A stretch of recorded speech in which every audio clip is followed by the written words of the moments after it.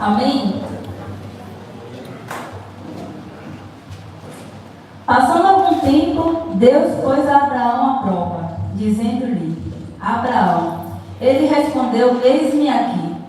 Então disse Deus: Tome seu filho, seu único filho, Isaque, a quem você ama, e vá para a região de Moriá. Sacrifique-o ali como holocausto, num dos montes que lhe indicarei. Na manhã seguinte, Abraão levantou-se, preparou seu jumento, levou consigo 2 de seus servos e Isaque, seu filho. Depois de cortar lenha para o holocausto, partiu em direção ao lugar que Deus lhe havia indicado. No terceiro dia de viagem, Abraão olhou, viu o lugar longe, disse ele a seus servos: Fiquem aqui com o jumento, enquanto eu e o rapaz vamos até lá. Depois de adorarmos, voltaremos. Versículo 5. Disse a ele e a seus servos: Fiquem aqui com o jumento, enquanto eu e o rapaz vamos até lá. Depois de adorarmos, voltaremos. Amém?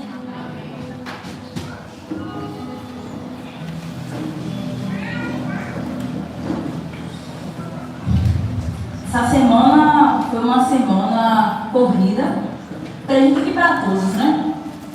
Para mim foi um pouco mais. O pastor, semana passada, se eu não me engano, falou sobre o cansaço da mente. Foi uma pregação bem forte. E ali eu vi como foi notório Deus falando comigo quando eu estava exausta. Não fisicamente, mas como a minha mente realmente estava muito cansada. E no decorrer dos dias, na segunda-feira eu fui trabalhar com o coração muito apertado. Eu ainda não tinha preparado minha mensagem. Eu ainda não tinha preparado de verdade. Eu estava até preocupada com isso. Não tinha preparado minha mensagem. E eu tinha... No decorrer dos dias, eu tinha vários motivos para mandar mensagem para o pastor, mandar mensagem para baixo, falar: poxa, aconteceu tal coisa, então eu não posso pregar nesse dia. Não tenho mente, não vai fluir, o tema é forte, não tenho como criar um esboço nesse tema, eu não vou conseguir, não terei o que entregar para a igreja nesse tema. E aí eu fui trabalhar na segunda-feira com o coração bem apertado, bem cansada, e aí eu me deparei com uma mulher mais velha do que eu, e ela falou assim, ela pegou na minha mão, ela apertou minha mão bem forte. Aí ela falou: você acredita que a justiça não foi feita? Ela estava bem dolorosa, sentindo muita dor. Ela tinha perdido um irmão, na verdade tinha assassinado o irmão dela, e a justiça veio a ocorrer 9 anos depois, e ainda assim não ocorreu da forma que ela queria. A pessoa não foi condenada, não foi presa, estava solta e morando próximo a ela. Então para ela era muito doloroso ela conviver com o assassino do irmão dela solto, vivendo uma vida tranquila. E ali ela apertou minha mão, pastor, e ela falou assim: você acredita que a justiça não foi feita? E ali eu olhei para ela, na minha mente eu pensei, de verdade, confesso à igreja, na minha mente eu pensei: tomara que ela não venha desabafar comigo hoje. Mas eu não falei nada. Aí ela olhou para mim com os olhos cheios de lágrimas. Não foi feita. Aí eu falei assim: a dos homens falhou, mas a de Deus vai ser feita. E eu tenho certeza que assim como eu, você também acredita que vai ser feita. E ela olhou pra mim, ela falou assim, ela olhou bem nos meus olhos, Jéssica, e ela falou assim: você é bonita. Ela estava com os olhos bem lacrimejando, chorando. Só que ela não estava falando da minha estética. Ela não estava falando da minha beleza. Eu vi pelas palavras dela e pela forma que ela estava me olhando, que ela não estava falando: você é bonita, da minha estética, até porque não era nem dos meus melhores dias, eu estava nada armada. E ali eu falei assim, dei risada, e ela falou assim: você é cristã? Aí eu falei: sou. Aí ela me abraçou e ela falou assim: ainda bem que Deus nos cerca. E ali eu entendi uma coisa poderosa. Na mesma hora que ela falou assim, que ela me abraçou, ela falou comigo: ainda bem que Deus nos cerca. E eu pensei: meu Deus, a mulher está passando por uma dor terrível de luto. injustiça. Eu com minhas dores também, mas eram duas pessoas. Eu não sei se elas tinham ministério, não sei se elas tinham um cargo na igreja, não sei se elas faziam algo, mas eu vi duas pessoas feridas, consolando uma a outra, sem saber. Mas ela me falou, ainda bem que Deus nos cerca, ela estava me consolando. E eu, quando eu abracei ela, estava consolando ela. E eu pensei, meu Deus, esse é o valor do ministério. Muitas das vezes a gente abraçar alguém quando a gente quer ser abraçado. Meu Deus! Muitas das vezes a gente tem que falar palavras de encorajamento para alguém, pastora, quando a gente está pensando até em desistir. Aquela mulher ela me falou uma palavra de consolo, mas na mesma hora a ficha caiu. Eu falei assim, meu Deus, ela está passando por uma dor tão grande e ela está me consolando. E eu pensei assim, poxa, não tenho motivo para mandar mensagem para o pastor e falar que eu não tenho capacidade de entregar a palavra na terça-feira. Não tenho porquê. Até porque se eu subir aqui nesse altar todas as vezes que eu estiver pronta, que eu estiver me sentindo bem, e que eu achar que eu devo, que eu sei, e que eu tenho por capacidade minha para entregar algo para a igreja, eu acho que eu não vou subir aqui nunca.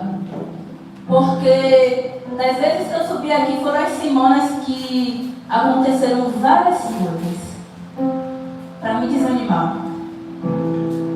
Tem dias que a gente é muito crente, de verdade. Eu tenho esses dias. E tem dias que a gente está na fé pela misericórdia. Parece que é o Senhor que nos carrega e fala, eu vou te carregar hoje. Não vai ser por você andando pelas suas pernas, vai ser eu te conduzindo hoje. E normalmente são esses dias que eu não sei se é com todos que entregam a palavra, não sei se é com todos que têm o ministério da palavra, mas Deus sempre fala comigo nesses momentos em que eu prefiro acreditar que é Ele mesmo que me aperta. Para que eu venha entender que não é sobre mim, que não é na minha força, que não é na minha capacidade, que não é no meu intelecto, e muito menos na minha eloquência. Porque se fosse por isso, eu acho que eu ia me vangloriar. Eu acho que eu ia me ensoberbecer. Então eu acredito que Deus sempre Ele coloca um espinho na carne da gente, para todas as vezes que a gente fale, eu sei pregar, eu sei louvar, eu sei ministrar, eu estou pronta, eu tenho algo grandioso, eu tenho algo poderoso, meu ministério é muito grande, eu sei fazer. Glória a Deus. Aí o Senhor nos quebra e nos coloca de joelho para que a gente entenda que a gente é dependente da graça. E isso, por mais que seja doloroso, Ingrid, é maravilhoso. Porque de contrapartida eu fico pensando, meu Deus, essa semana eu tenho que ministrar, vou preparar esse esboço como dessa forma? Como eu vou criar um esboço com minha mente e meu coração desse jeito? Mas nunca vai ser sobre mim, nunca vai ser sobre o pastor, nunca vai ser sobre quem me convidou, sempre vai ser por aquele que me enviou. Você entende? Sempre vai ser por aquele que morreu por mim, morreu por você, para que estivéssemos aqui hoje, sentados, ouvindo a palavra do Senhor. O Senhor mandou Abraão sacrificar o filho dele, Isaac, o filho da promessa. Quando eu li essa passagem, eu pensei, poxa, por quê? Por que Deus manda sacrificar o filho da promessa, o filho que ia fazer dele grandes nações? Se a gente for ler esse versículo, não faz sentido. Penso eu que Abraão pensou, porque eu vou sacrificar o meu filho, o filho da promessa da qual Deus falou que através dele ia ser uma grande nação. Como? Eu vou sacrificar agora. Só que Abraão, ele era temente a Deus. A Bíblia fala que ele era temente a Deus. Deus provou Abraão de uma forma que eu acredito que se ele provasse a gente não seria aprovado. Deus, às vezes, ele nos pede sacrifícios menores do que esse e a gente perde por muito pouco. O que Deus pediu para Abraão foi algo doloroso. Era o filho único, o filho a qual ele amava, pediu para sacrificar. Mas a Bíblia diz que Abraão não questionou a Deus. Ele simplesmente foi. Ele simplesmente foi. Só que no versículo 5 é algo maravilhoso. É algo que eu vejo a confiança que ele tinha em Deus. É algo que eu quero passar para a igreja que a gente venha a ter. É essa confiança em Deus. Eu acredito que Abraão, por mais que ele estivesse com medo e com o coração partido e doloroso por ter que sacrificar o seu filho, eu acredito que ele estivesse pensando: quando chegar lá, Deus vai fazer algo misterioso. Vai ter providência de Deus naquele lugar. Amém. Eu vou lá, mas eu acredito que vai ter grandes coisas naquele feito.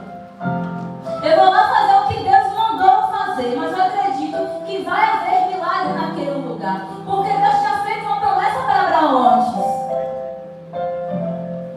Mas Abraão, confiando em Deus, ele foi. O versículo 5 diz: disse ele a seus servos: fiquem aqui com o jumento enquanto eu e o rapaz vamos até lá. Depois de adorarmos, voltaremos. Você sabe o que é esse voltaremos? Deus mandou ele ir sacrificar o menino, o filho. Mas ele falou que ele ia adorar a Deus e ia voltar com o menino. Você entende a confiança que Abraão teve em Deus quando ele foi, meu pastor, ir naquele lugar sacrificar aquele filho? Paulo Daniel, eu imagino ele indo e pensando: meu Deus, eu não sei o que o Senhor vai fazer, mas eu sei que o Senhor é poderoso para fazer e que vai haver milagres naquele lugar. Porque o Senhor, antes de mandar eu sacrificar esse menino, o Senhor me fez uma promessa. Então, se o Senhor me fez uma promessa, o Senhor não é homem para que minta, nem filho do homem para que se arrependa. Então eu vou voltar com o meu filho. Não sei como, mas aquele voltaremos, eu tenho certeza que era Abraão, no coração dele, no íntimo dele, falando: eu vou voltar com o meu filho. Eu imagino a dor. Na verdade, eu não consigo nem imaginar a dor de Abraão. Eu confesso que todas as vezes que eu penso em que algo pode acontecer com o meu filho, de imediato as lágrimas caem. Eu não sei explicar o porquê, mas caem. Eu não imagino eu perder o meu filho. Eu tento, todas as vezes que eu vejo uma mãe se lamentando pela perda de um filho, eu tento me colocar naquele lugar, mas é impossível. Eu acho que é uma dor tão única, tão profunda, que não tem explicação. Não tem explicação. Eu acredito que não é o natural da vida uma mãe enterrar o seu filho. Mas é o que tem acontecido muito. Então, para Abraão imaginar que ele, além de perder o filho, ele teria que sacrificar o filho dele, era muito doloroso. Mas a confiança que ele tinha em Deus, o temor que ele tinha a Deus, fez com que ele enfatizasse e falasse para o céu: vamos lá adorar e voltaremos. Da antiga aliança, para a remissão dos pecados, os nossos antepassados tinham que oferecer animais em sacrifício ao Senhor. Animais inocentes, sem defeitos, puros, sem nenhum pecado, nada, todo animal ali, todo bonitinho, perfeitinho. Digamos que era eu naquele tempo, pecadora, suja e imunda, pequei. O que é que eu tenho que fazer? Tenho que oferecer um animal inocente para morrer em meu lugar. Você consegue imaginar alguém tendo que pagar o preço por algo que você fez? Você consegue imaginar você sacrificando um animal perfeito, tinha que ser perfeito, sem nenhum defeito, sem nenhuma ferida, para morrer por um pecado que você cometeu. Você matou, quem vai pagar o preço? O animal. Você roubou, quem vai pagar o preço? O animal. Imagina você pecando e vendo aquele animal perfeito morrendo no seu lugar. Era para você, pecador, estar ali. Mas os nossos antepassados, na antiga aliança, faziam isso. Era como se ele falasse, era como se Deus falasse: era você que deveria estar ali. Foi você que errou. Foi você que pecou. Mas esse animal perfeito, sem defeitos, sem pecado, que vai morrer no teu lugar. Será que aquelas pessoas tinham peso na consciência? Será que aquelas pessoas pecavam menos depois disso? Poxa, semana passada eu pequei, eu matei um bicho. O bicho era inocente. Será que eles tinham esse peso? Será que eles tinham esse entendimento? Na nova aliança, é algo mais poderoso, mais profundo. João diz que ele viu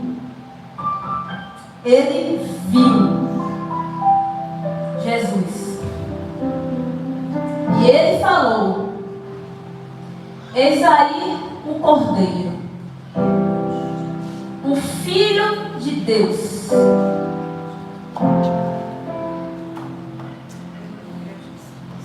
Eis aí o Cordeiro, o Filho de Deus, aquele que veio para tirar o pecado do mundo. Não foi o pecado de uma pessoa, de duas pessoas. Foi o pecado do mundo. Foi o meu pecado, foi o seu pecado, foi o nosso pecado que ele morreu. Você consegue imaginar? Eu não sei se vocês conseguem entender o peso dessa palavra.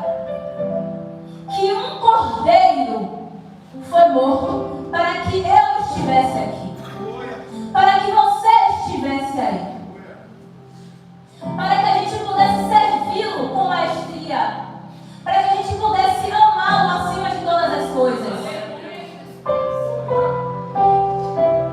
Um sangue foi derramado. Um preço foi pago.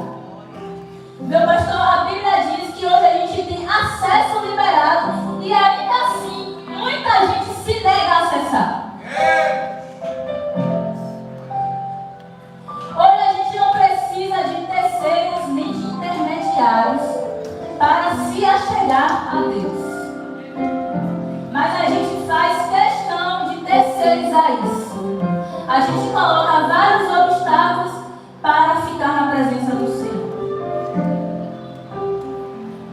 Mas se a gente, todas as vezes que pensar, entender que Deus, Ele entregou o seu Filho,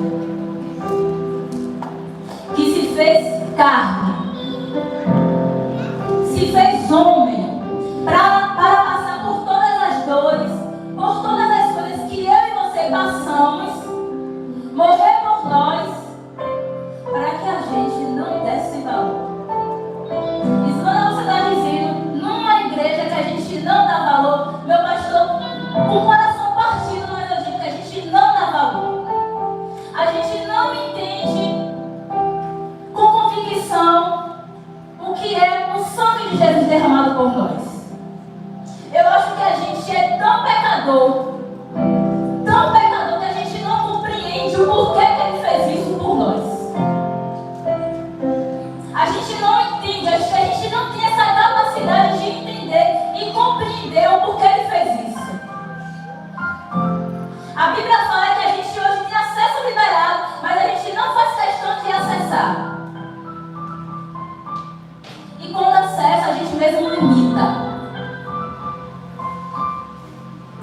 Eu acredito que se todas as vezes que Satanás me oferecesse um prato bonito, porque ele capricha, Eu não sei se é para vocês, mas para mim, quando é oferecido, é um prato bonito e caprichoso. Ele capricha no prato.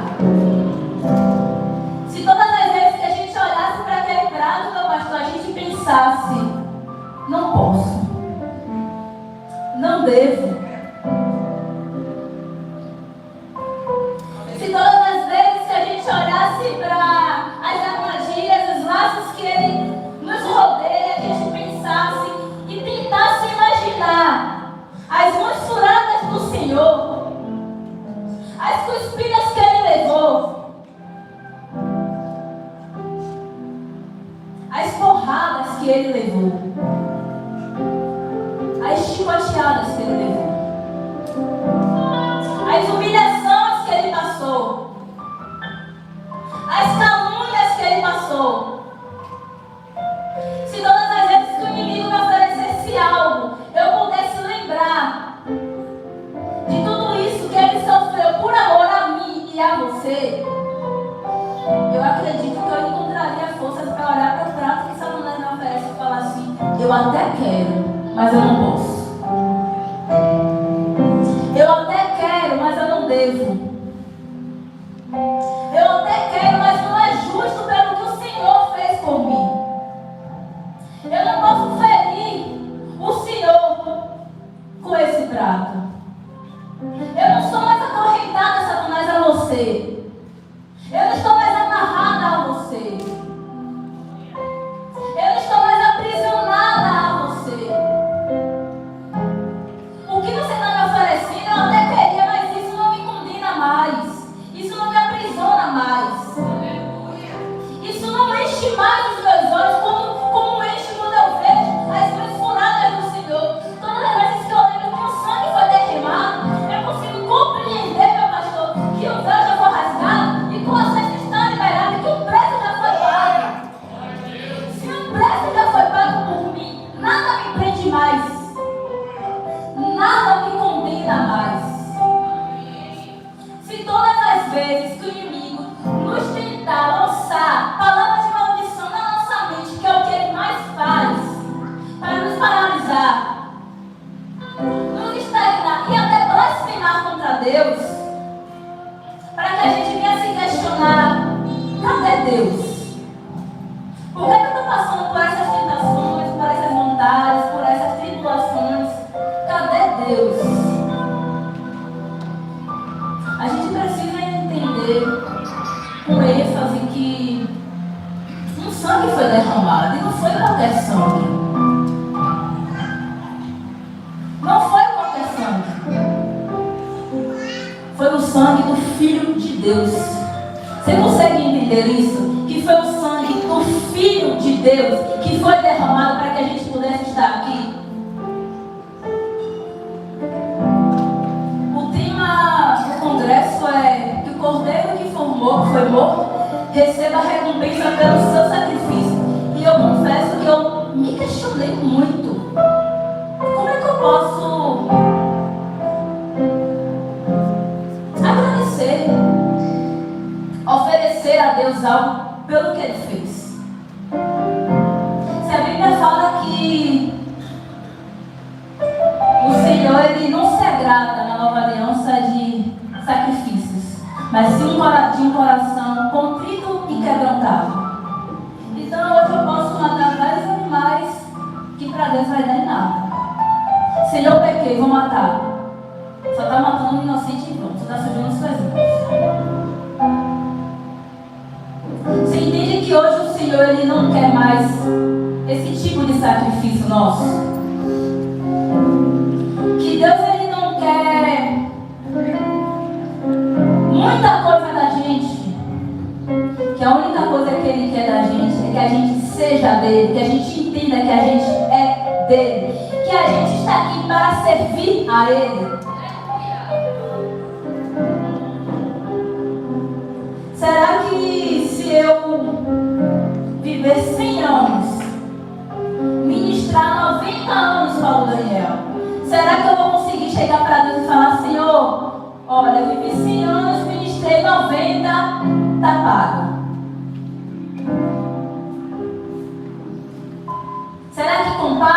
Ele fez por mim? Será que se eu vender tudo que eu tenho e falar, Senhor, eu vou dar aos pobres, será que Deus vai se agradar? E vai falar, poxa, minha filha, tá pago. E eu, de verdade, pensei, meu Deus, o que eu posso fazer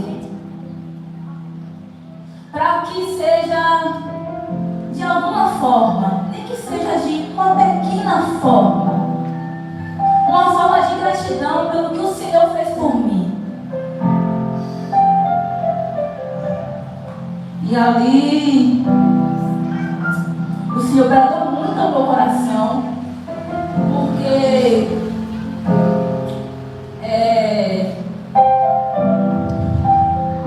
é complicado a gente tentar colocar numa balança o que Deus fez pela gente e o que a gente pode fazer por Ele.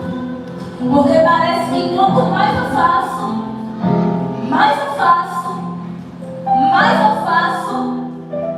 menos eu me sinto capaz de fazer. Eu acho que se eu participar de todas as obras que a igreja fizer, eu ainda me sinto incapaz, eu ainda me sinto indigna de fazer. Parece que se eu vim para a Marginal toda semana, participar do culto toda semana, participar das obras evangelísticas que a gente tiver toda semana, participar de toda festividade que tiver na igreja durante o mês, participar de todas, fiz tudo bonitinho. Eu ainda me sinto incapaz. Parece que eu ainda estou em dívida com o Senhor. Parece que quanto mais eu oro, menos eu vejo quanto eu estou orando. Eu não sei se vocês têm essa sensação, mas quanto mais você entrega, quanto mais eu me entrego, mais eu falo, Senhor, eu ainda estou fazendo muito pouco.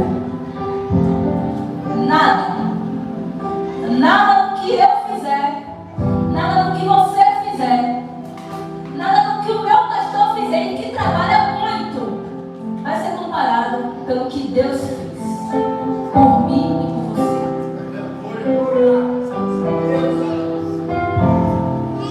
Então, eu pensei, Senhor, mesmo passando por momentos que a mente parece que vai surtar, mesmo passando por situações da qual eu pense, agora é a hora que eu tenho que parar, agora é a hora que eu tenho que retroceder um pouquinho e descansar, eu penso que eu não posso. Você não pode. Lembro, Yuri, que na quarta passada, se eu não me engano, na retrasada, a gente estava conversando e a gente falou, se Deus quisesse, eu estava pronta para ir no céu. Não tenho mais nada aqui na terra que me agrade. Ele falou isso e eu falei, poxa, é verdade. Se Deus quiser me levar agora, eu já ia estar muito feliz e satisfeito. Só que, de contrapartida, eu pensei,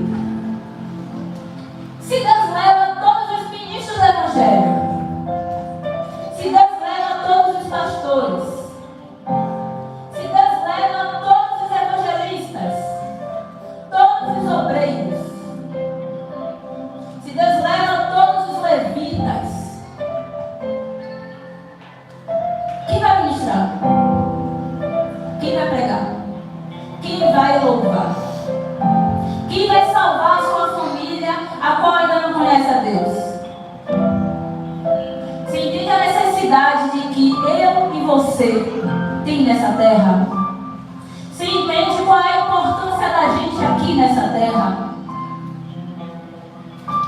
Você entende que por mais que a gente queira parar, retroceder, que Deus nos leve para um lugar perfeito e maravilhoso? Você entende que a gente tem que fazer valer a morte dele aqui na terra ainda? Que a gente tem o que fazer e muito o que fazer ainda aqui? Que a gente ainda tem que ministrar, chorando, mas a gente ainda tem que ministrar? Que a gente ainda tem que ministrar e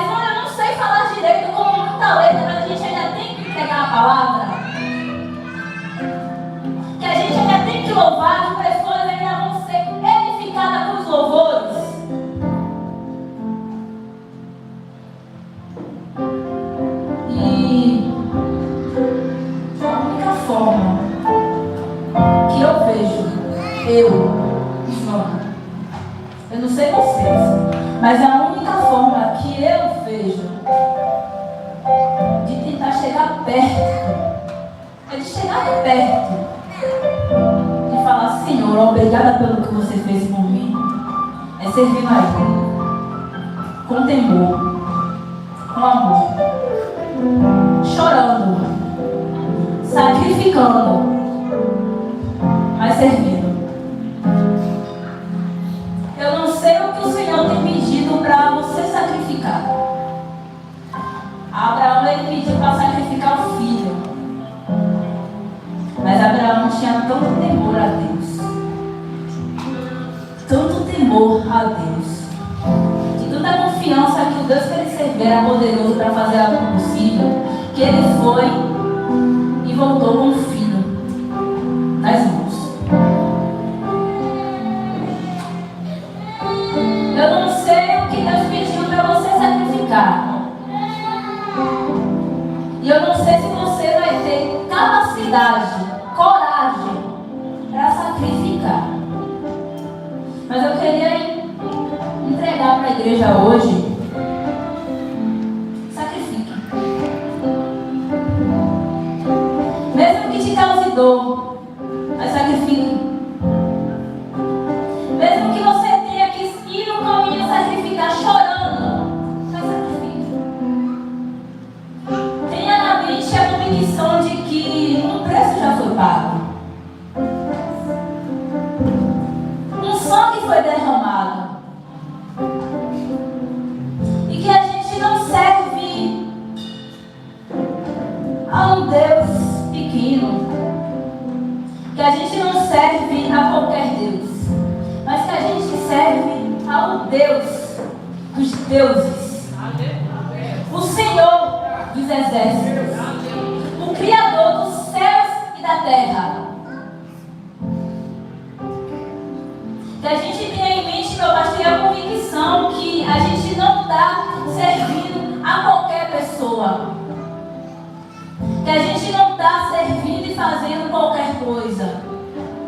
Que a gente venha ter a confiança em Deus, como Abraão teve. Senhor, o Senhor me pediu para sacrificar. Mas eu sei que o Senhor vai fazer milagres. E eu vou voltar com o meu filho. Tenha em mente que Deus é poderoso para fazer coisas impossíveis. E que em todo cenário que Ele nos coloca é só para nos provar.